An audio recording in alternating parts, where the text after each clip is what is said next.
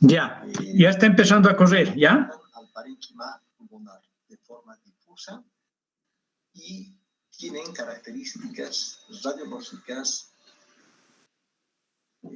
clínicas y no me hace caso la pausa. Intersticiales difusas, padecimientos o enfermedades respiratorias que pueden ser, según el tiempo, subagudas o también crónicas, y se caracterizan porque pueden tener etiología conocida o desconocida que afectan de forma difusa al parénquima pulmonar. El sitio de lesión histológica es primero los espacios alveolares y también posteriormente el intersticio o septo alveolar. Para entender este grupo de enfermedades o esta patología es necesario recordar la microanatomía del pulmón o la histología. Aquí podemos ver a gran aumento, mediano aumento y una representación esquemática de lo que es el alveolo y el septo alveolar. Podemos ver que el espacio alveolar está vacío, generalmente solo contiene aire. Y tenemos también adyacente un capilar. Es necesario que esta estructura, este septo, la pared alveolar, sea sumamente delgada para que pueda existir el intercambio gaseoso adecuado. Entra el oxígeno y sale el CO2. La pared alveolar está formada esencialmente por los neumocitos tipo 1, que son estas células planas, y los neumocitos tipo 2 son estas células de forma cuboidal. Predominan francamente los neumocitos tipo 1. Los neumocitos tipo 2 tienen otra función, es de formar el surfactante para evitar el colapso alveolar. Vemos que es una estructura que aparte tiene otras células. Por ejemplo, en el septo tenemos los macrófagos y los fibroblastos. Los macrófagos son células que pueden ser mononucleares, algunas veces multinucleadas. Tienen su función de limpiar, dejar vacío solamente con aire el alveolo. Por lo tanto, si ingresa una partícula extraña, lo que hace el macrófago es fagocitar y retirar esta partícula al intersticio. Los fibroblastos tienen otra función. Como en la piel, su función es formar colágeno. Por lo tanto, los fibroblastos forman lo que serían las cicatrices en el pulmón. En la patogenia de las enfermedades intersticiales tenemos un agente etiológico que puede ser conocido en un 30% y desconocido en un 70%. Este agente etiológico lo primero que hace es lesionar el saco alveolar, reclutando neutrófilos, linfocitos, eosinófilos, macrófagos. Posteriormente, el proceso inflamatorio pasa al intersticio. Y en el intersticio intervienen los fibroblastos produciendo colágeno que puede terminar en la fibrosis pulmonar. En la patogenia, una vez que se produce la lesión del alveolo, la alveolitis, hay una atracción de elementos inflamatorios al sitio de la lesión, al alveolo. Podemos observar linfocitos, neutrófilos y también macrófagos, algunas veces eosinófilos, y también pueden formar granulomas. Estos elementos inflamatorios producen una serie de interleuquinas y sustancias que afectan al fibroblasto. El fibroblasto en su superficie tiene receptores para estas citoquinas. Las citoquinas que pueden afectar al fibroblasto son la interleuquina 1, la 4, la 5, la 13, el factor de necrosis tumoral y otras sustancias que lo que hacen es activar al fibroblasto. El fibroblasto activado lo que hace es proliferar. Hay una selección de fibroblastos. Estos fibroblastos seleccionados producen tejido fibroconectivo que puede ser de dos tipos. Un tejido fibromixoide en primera instancia, que es susceptible de degradarse, y un tejido fibroconectivo denso que puede depositarse en los espacios alveolares. Para el diagnóstico histológico, primero debemos de reconocer la lesión a qué patrón histológico corresponde. ¿Es un daño alveolar difuso? ¿Es una neumonía en organización? ¿Es una neumonía intersticial descamativa? ¿Es usual? ¿Ya está en una etapa de panalización de abeja? ¿Hay predominio del infiltrado linfoide? ¿Hay un predominio de eosinófilos o hay un predominio de granulomas? Es importante identificar el tipo de patrón histológico porque de eso depende el pronóstico del paciente. Las enfermedades pulmonares de etiología conocida son aquellas en las cuales podemos identificar al agente lesivo.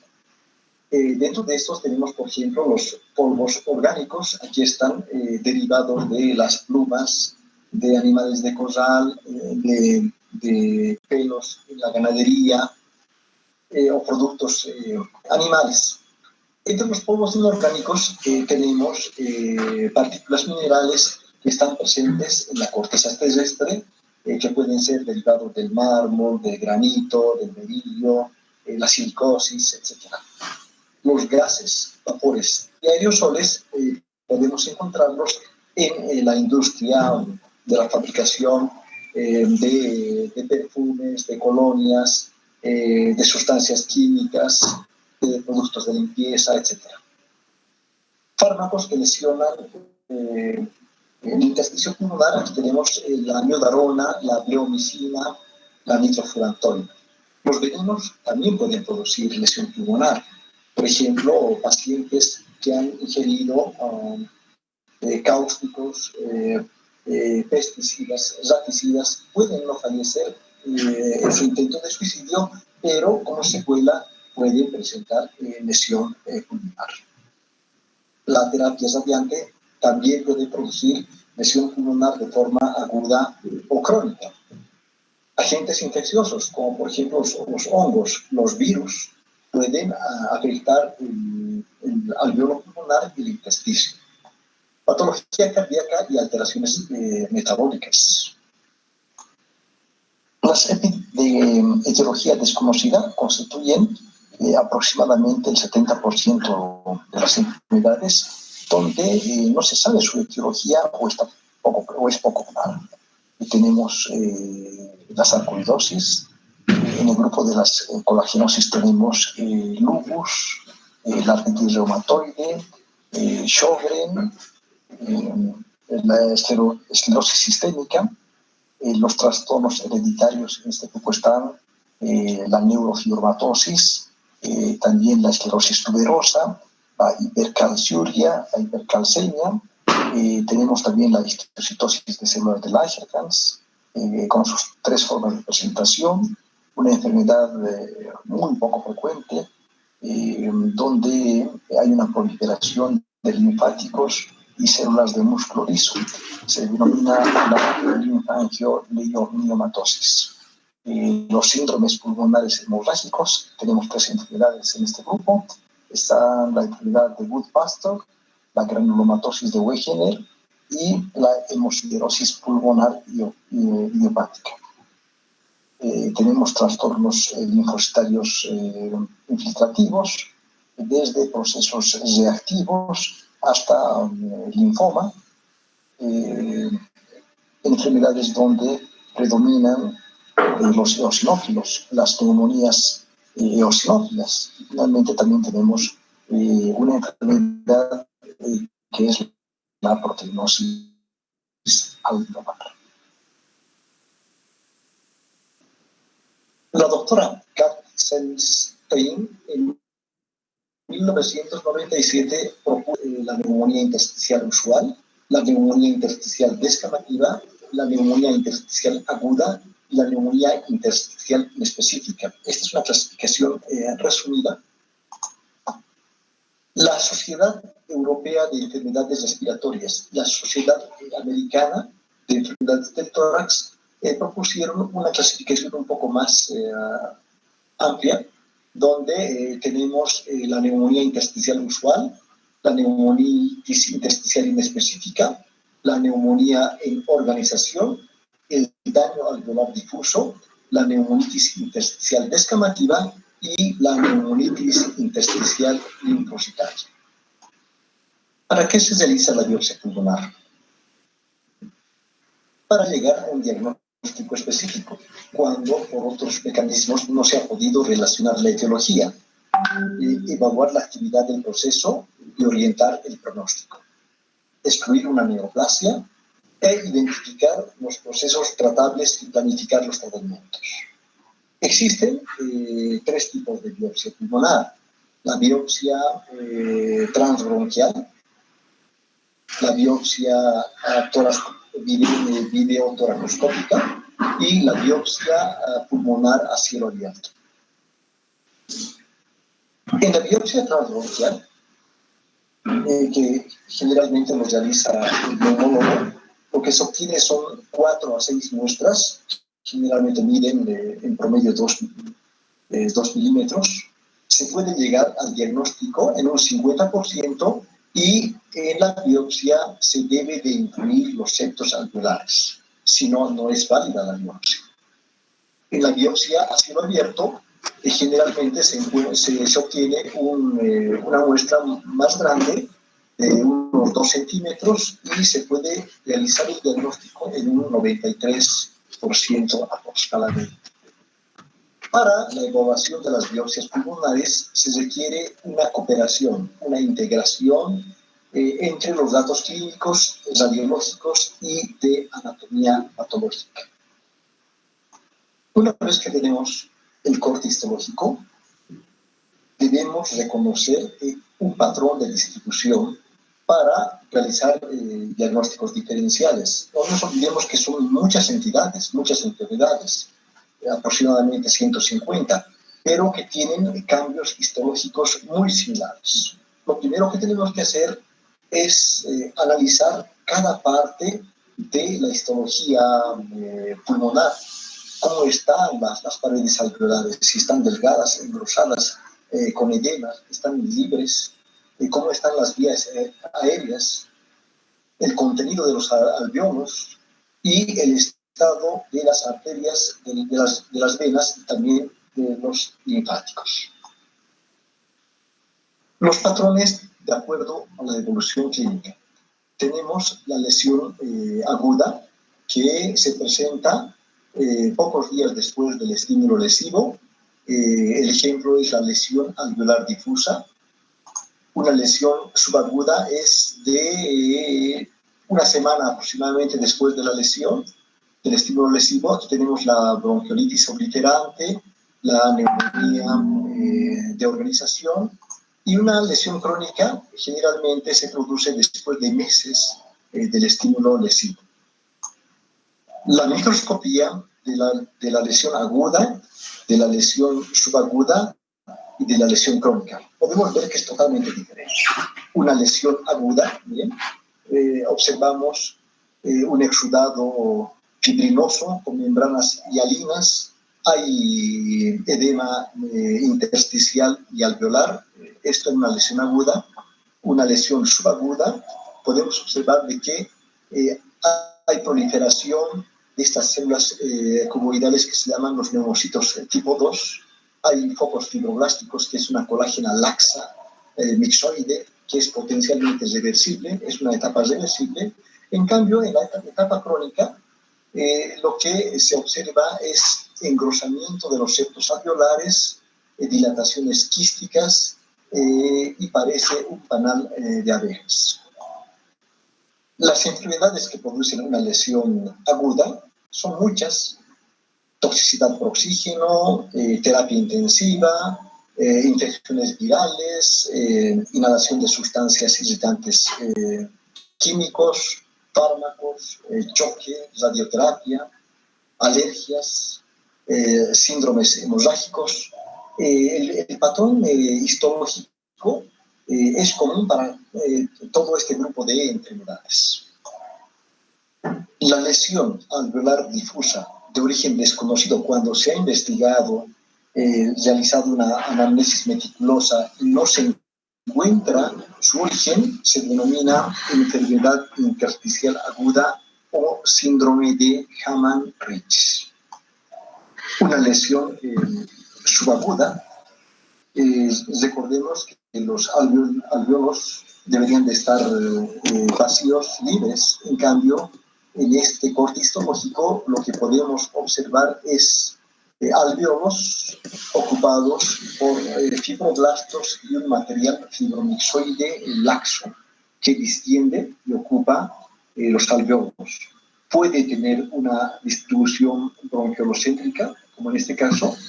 El bronquiolo está ocupado por este tapón mucoso con fibroblastos. Una neumonía, después de resolverse el evento agudo, puede formar focos con fibroblastos y un material mixoide, lo que se denomina la neumonía criptogénica organizada, pero en otros casos la proliferación de los fibroblastos no está dentro de los alveolos, sino alrededor de los bronquiolos. A esta entidad se denomina bronquiolitis constrictiva. Una neumonía de organización, cuando no se encuentra la etiología, se la denomina neumonía criptogénica organizada. En la etapa crónica, lo que encontramos es un predominio de fibrosis en el intersticio junto con inflamación crónica. Es importante recalcar que en una lesión crónica el daño es irreversible en la arquitectura. También se lo denomina pulmón en panal de abejas en las fases finales. Tiene como sinónimos fibrosis pulmonar intersticial o neumonía intersticial usual. El patrón es un poco heterogéneo en el tiempo. Macroscópicamente, los pulmones afectados por fibrosis intersticial se observan con una pleura sumamente engrosada, con aspecto de empedrado, con zonas retráctiles, donde se puede evidenciar septos engrosados que van de la superficie hacia el parénquima pulmonar. Hay una pérdida del parénquima del patrón esponjoso, con dilataciones quísticas grandes, con septos sumamente engrosados de aspecto fibroso. La histología de la neumonía intersticial usual, podemos observar que los septos alveolares están sumamente engrosados, ensanchados por depósitos de un material eosinófilo colagenoso denso que separa los alveolos y que produce engrosamiento marcado. Engrosamiento subpleural con dilataciones quísticas subpleurales. Neumonía intersticial usual, donde podemos observar una pérdida de la arquitectura alveolar. Aquí se observan pocos fibroblásticos, ya no se observa el aspecto esponjoso. Hay linfocitos, hay tabiques sumamente engrosados con depósitos de colágena, y estas son las dilataciones quísticas aéreas. Este es un patrón de distribución que se denomina bronquiolocéntrica, porque podemos observar que el infiltrado inflamatorio no está en los septos alveolares, sino alrededor de este bronquiolo podemos observar estos linfocitos que están rodeando al bronquiolo. ¿En qué enfermedades se produce este patrón? En la neumonitis por hipersensibilidad, en la bronquiolitis respiratoria, en la bronquiolitis folicular, en las enfermedades del tejido conjuntivo y en infecciones virales. La neumonitis por hipersensibilidad también se denomina alveolitis alérgica extrínseca. Es una enfermedad intersticial que se produce por la inhalación de polvos orgánicos que están en los pelos de los animales, en las plumas de las aves, en aerosoles, proteínas animales, y que pueden producir una enfermedad de carácter restrictivo. Es importante identificar a este grupo de pacientes porque suprimiendo el agente lesivo puede curarse el paciente. En cambio, si persiste, puede finalmente terminar en una fibrosis pulmonar. Este es el patrón histológico de la alveolitis alérgica extrínseca. Podemos observar que la mayor parte de los alveolos están libres, pero hay el infiltrado inflamatorio quedó granulomas, estos son granulomas, junto con linfocitos. Granulomas que están alrededor de los bronquiolos con células gigantes multinucleadas, incluso a veces puede producir granulomas calcificantes. En otros casos podemos observar cristales, espículas de colesterol, bronquiolitis respiratoria. En este corte histológico lo que podemos observar es un gran número de macrófagos que están dentro de los sacos alveolares y también dentro de los bronquiolos, sin fibrosis y con una mínima cantidad de linfocitos. La bronquiolitis que está afectando los alveolos cuando también afecta al intersticio se denomina bronquiolitis respiratoria asociada con enfermedad pulmonar intersticial. En este caso, podemos ver que los septos están ligeramente engrosados, no hay fibrosis, lo que se puede observar es infiltrado de linfocitos, pero los sacos alveolares están distendidos y ocupados por estas células grandes, mononucleares, algunas tienen varios núcleos que parecen células epiteliales, pero que en realidad son histiocitos, son macrófagos. La bronquiolitis respiratoria con enfermedad intersticial es una forma de presentación histológica típica de la neumonitis intersticial descamativa de los pacientes fumadores en los cuales el uso de corticoides y la supresión del tabaco pueden ser curativos. Infiltrados linfóides. En este caso, podemos observar el parénquima pulmonar y linfocitos. Estos linfocitos forman los linfoides secundarios en un primario, por lo tanto, los infiltrados linfoides pueden ser desde procesos benignos hasta procesos malignos. Tenemos dentro de estas enfermedades la bronquiolitis folicular, como en este caso, la hiperplasia linfoide nodular, la neumonía linfoide intersticial y finalmente el linfoma maligno. El patrón de proliferación de linfocitos reactivos, en este caso formando folículos linfoides, se denomina bronquiolitis folicular. Este patrón se presenta en enfermedades del tejido conectivo, como por ejemplo la artritis reumatoide, el lupus, síndrome de Sjögren, también en el VIH. En este corte histológico podemos observar el parénquima pulmonar afectado por un infiltrado linfoide donde forma folículos linfoides primarios y secundarios. Es importante en estos casos realizar una inmunomarcación para ver si es una población monoclonal o policlonal. Si es una población monoclonal, será un linfoma. En este caso podemos observar que es una proliferación policlonal porque marca tanto linfocitos CD3 como linfocitos CD20. Un corte histológico de pulmón donde podemos observar que el parénquima pulmonar está parcialmente sustituido por una proliferación linfoide intersticial difusa. En este caso es reactiva. Este es un corte de pulmón donde podemos observar un reemplazo del parénquima pulmonar por una proliferación difusa de linfocitos. Corresponde a un linfoma primario pulmonar, que es análogo, es parecido a los linfomas del intestino, a los maltomas.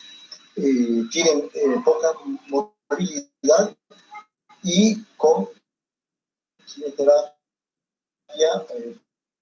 pueden curarse.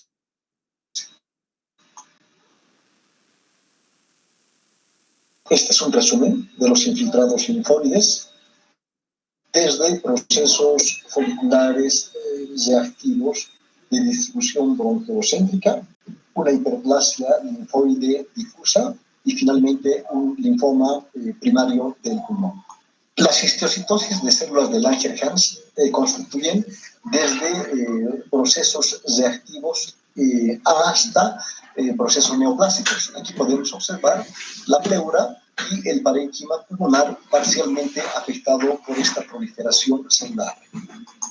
A mayor aumento, identificamos a estas células como células grandes, con un patrón de crecimiento difuso, tienen un núcleo azimionado escotado y su citoplasma es eosinófilo. En la inmunohistoquímica es necesario recalcar que existen tres marcadores útiles para esta neoplasia. El CD1A, como en este caso, marca de un color marrón.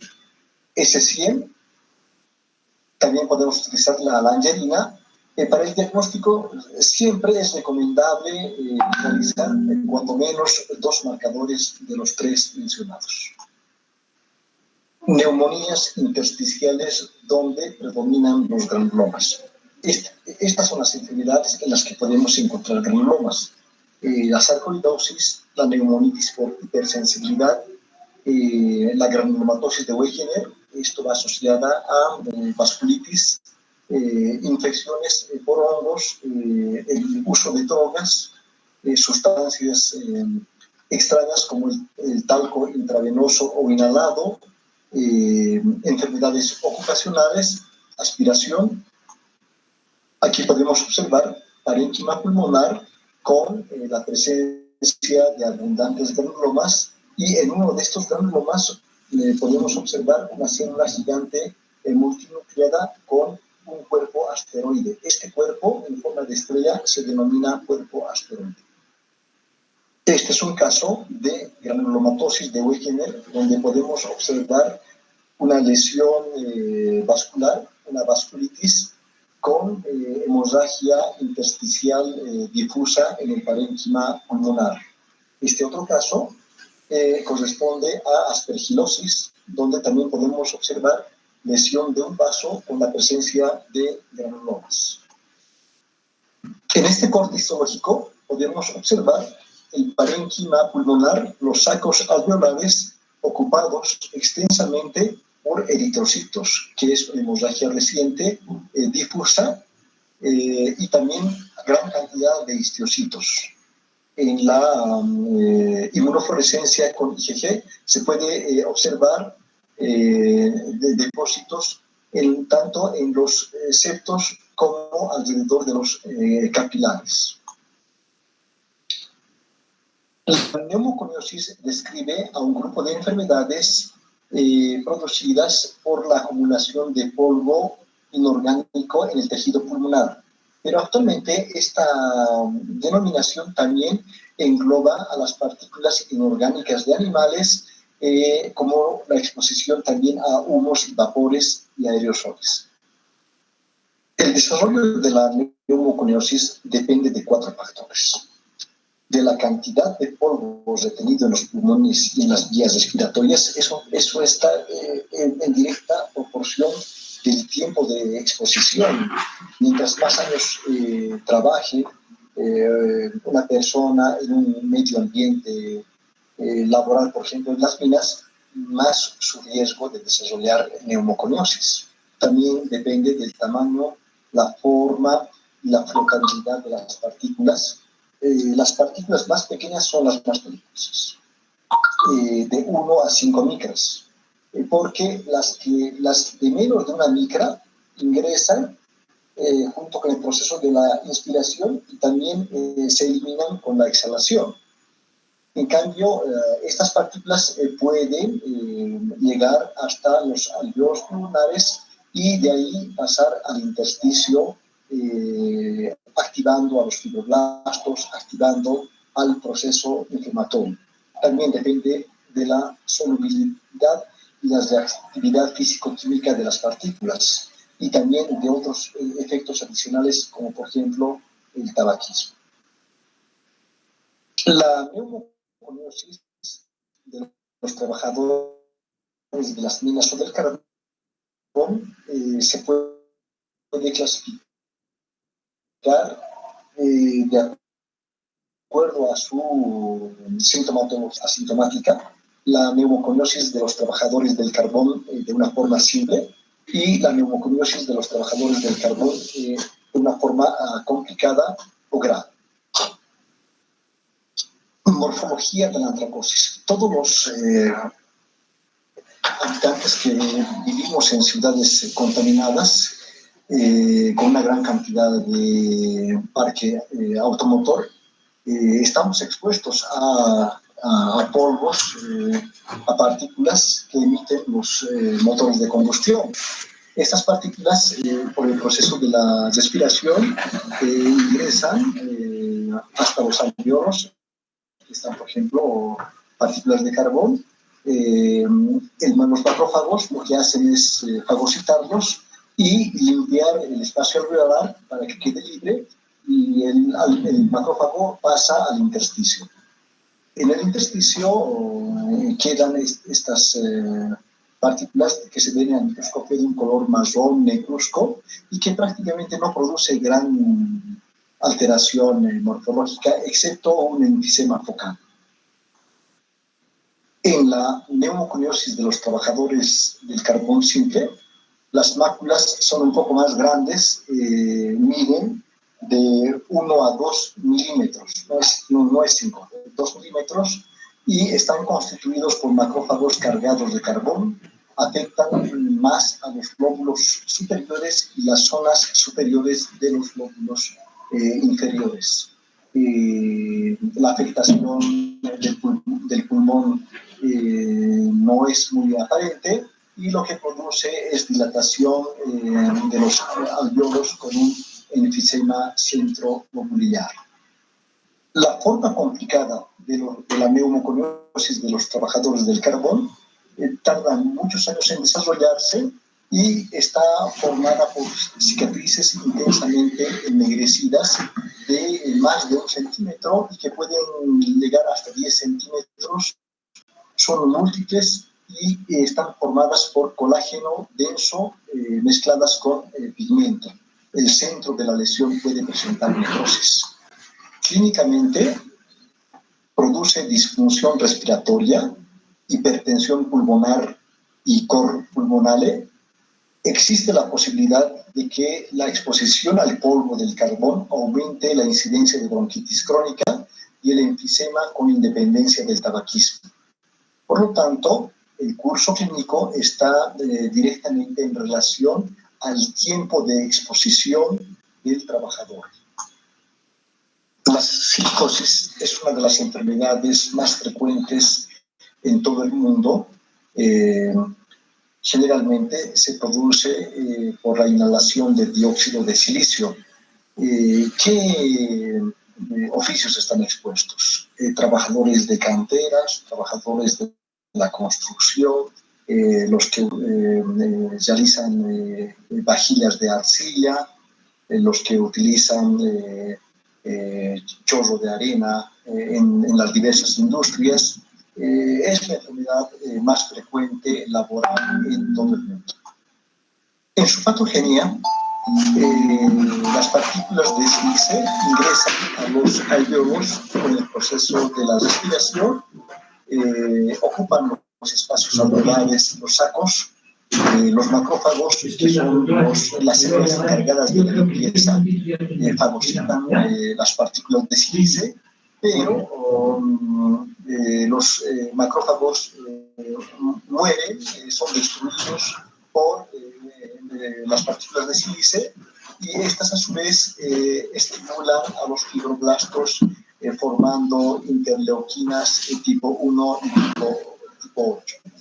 Los fibroblastos activados se reproducen y se depositan en los espacios alveolares y los tabiques, formando los nódulos silicóticos. Al corte histológico, un nódulo silicótico generalmente es bien circunscrito, está formado por un centro denso que puede necrosarse, rodeado por linfocitos, fibrocitos, fibroblastos. Estos nódulos pueden confluir formando cicatrices colágenas duras. A la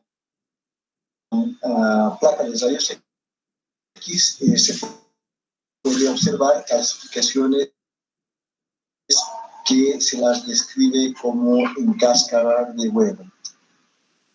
Para identificar qué se utiliza el microscopio electroluminiscentes. Enfermedades relacionadas con el asbesto también se denominan amianto. Los asbestos son una familia de silicatos hidratados cristalinos que forman fibras. La exposición laboral al asbesto se asocia a placas fibrosas localizadas, desmanes pleurales, fibrosis intersticial. ¿Qué profesiones están expuestas al asbesto? Por ejemplo, los que trabajan en techos de construcción. Antes se utilizaba las placas para techado. Actualmente todavía se utiliza en la producción de pastillas de frenos y también para el aislamiento de hornos y de calderos. La asbestosis produce o está relacionada al cáncer de pulmón, al mesotelioma, al cáncer de laringe y quizás también al cáncer de colon. En su morfología, el amianto puede producir fibrosis intersticial difusa y a gran aumento podemos identificar los cuerpos de asbesto, que son varillas fusiformes de aspecto rosariado, de un color pardo dorado, con un centro translúcido que contiene asbesto rodeado de un material proteináceo o ferruginoso que es producido por los macrófagos que tratan de fagocitar a las fibras de asbesto. La asbestosis se relaciona con el riesgo de desarrollo de cáncer de pulmón y también con mesotelioma. Podemos observar en esta vista macroscópica un pulmón afectado por un carcinoma con un crecimiento periférico destructivo de un color blanquecino grisáceo que protruye en la superficie pleural. Un mesotelioma donde en la TAC se puede observar un crecimiento difuso que produce engrosamiento de la pleura. La asbestosis eleva el riesgo de cáncer de pulmón en 5 veces, pero ese riesgo se eleva muchísimo más, hasta 1000 veces o más, si se asocia con el hábito del tabaquismo. Algunos medicamentos, fármacos, como por ejemplo la amiodarona, la bleomicina, la nitrofurantoína pueden producir lesión del parénquima pulmonar y también de los septos. Por lo tanto, pueden producir en su histología edema pulmonar agudo, daño alveolar difuso, neumonía organizada, bronquiolitis obliterante y neumonía eosinófila. La radioterapia que se emplea en los linfomas de mediastino, en los linfomas del tórax, o también que se pueden utilizar como tratamiento en el carcinoma de mama, en el carcinoma de pulmón, pueden producir lesión del parénquima pulmonar. Existen dos formas de lesión, una lesión aguda y una lesión crónica. La lesión aguda se presenta dentro del primer mes a los 6 meses de inicio de la radioterapia y se manifiesta con fiebre, disnea, desame pleural, infiltrados que se puede evidenciar en la placa radiográfica. El tratamiento es esteroides. En la forma crónica, que es después de los 6 meses, causa alveolitis linfocítica con una neumonitis por hipersensibilidad y finalmente una fibrosis pulmonar. En la histología, lo que se puede apreciar al microscopio es proliferación de fibroblastos, hiperplasia de neumocitos tipo 2, presencia de células espumosas que generalmente son histiocitos, enfermedades que producen granulomas en los pulmones. Una de las enfermedades más frecuentes es la sarcoidosis, una enfermedad sistémica de causa desconocida y se caracteriza por la aparición de granulomas no calcificantes en muchos tejidos y órganos. Uno de los órganos más afectados es precisamente los pulmones. También pueden afectar los ganglios linfáticos iliares, parailiares, pueden afectar la piel, las mucosas, y existe una prevalencia mayor en mujeres que en hombres. Histológicamente, la sarcoidosis se manifiesta con granulomas no necrosantes, no calcificantes, donde podemos observar una proliferación de histiocitos, células de tipo Langerhans, células de tipo cuerpo extraño. Hay dos características histológicas que pueden apoyar al diagnóstico de sarcoidosis, como son los cuerpos asteroides y los cuerpos de Schaumann. El curso clínico de la sarcoidosis es impredecible. En algunos puede ser leve y en otros puede ser fatal. Afecta predominantemente a los pulmones, produciendo disnea, tos, dolor torácico, hemoptisis. Puede producir fiebre, cansancio, pérdida de peso, anorexia. El 65 a 70% de los pacientes se restablecen sin manifestaciones. Sin embargo, un 10 a 15% fallecen por daño cardíaco o del sistema nervioso central. La mayoría de estos pacientes fallecen por fibrosis pulmonar. La eosinofilia pulmonar es un conjunto de enfermedades donde se tiene en común un incremento del número de eosinófilos en el parénquima pulmonar que son reclutados por la interleuquina 5. Tenemos 3 enfermedades: la neumonía eosinófila aguda con insuficiencia respiratoria, que es una enfermedad aguda de causa idiopática, se presenta con fiebre, disnea, insuficiencia respiratoria, hipoxemia, y cuando se realiza el lavado broncoalveolar, si hacemos un centrifugado, lo llamativo es el incremento del número de eosinófilos mayor al 25%. Luego tenemos la neumonía eosinófila crónica. Esta es